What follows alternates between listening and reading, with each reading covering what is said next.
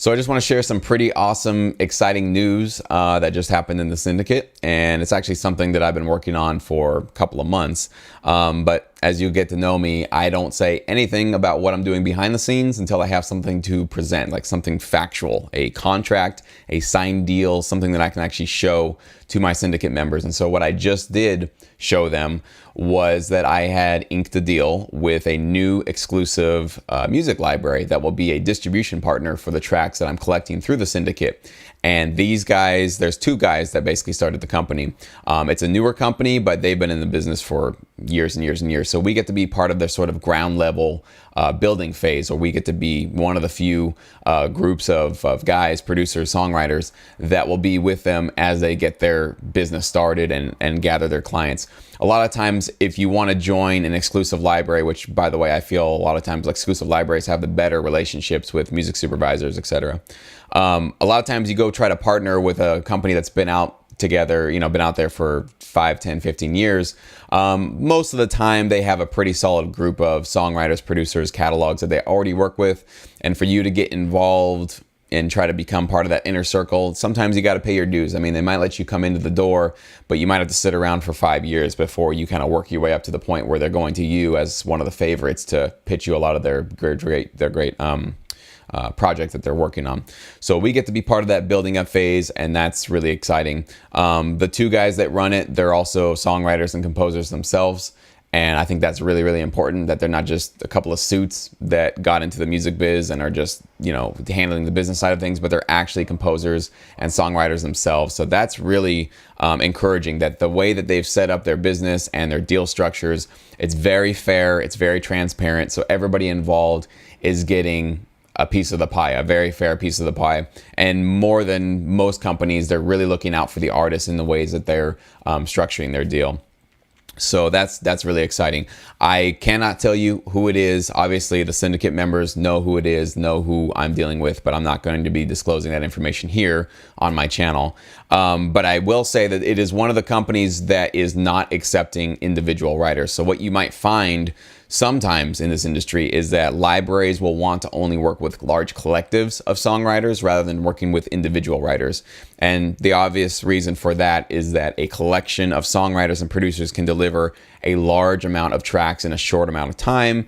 And then if there's only one contact to basically get all those tracks from, like me, so essentially I am the aggregator for all of my Syndicate members, and I'm the only one that deals with the library. And so all the paperwork, I can sign that off. Any of the alt mixes or the stems that they need to get, I can deliver that to them. So they only have to be dealing with one person, but they get access to all the dozens and dozens of writers and producers that I have in the Syndicate. And obviously that saves them a whole bunch of work. They don't have to go to all these different writers to get things cleared. I basically do all that work for them. And again, that makes their lives easier. And if we're serving them and delivering them high quality music and making their lives a lot easier, then they're going to want to keep working with us, because they make money, we make money, everybody's making money. So yeah, it's a really good situation, and I'm very, very proud that that we were able to partner with such a great opportunity for these guys. And they are, again, just one library that we will be working with. There are many more that are in the pipeline that I'm still talking to, that I'm working things out and getting situations ready to go. But I won't tell you anything. I won't mention one word or name anyone that I'm in negotiations with or talking to, because I don't want to, again, put anything out there unless I have a solid thing to deliver to the Syndicate members and to you guys. So very excited. We're going to be moving forward. Right now we're working on our trap album. We just finished the rock orchestral one. Well, we didn't just do it. It was probably about a month ago. But those have been accepted by them, and now this library really wants to hear what we got for the trap stuff.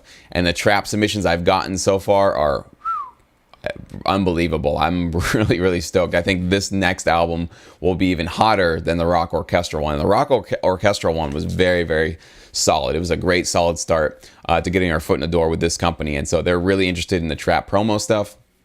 And so we're going to have some more awesome tracks to deliver to them. May 1st is our deadline for that one. So that one's coming up here pretty soon.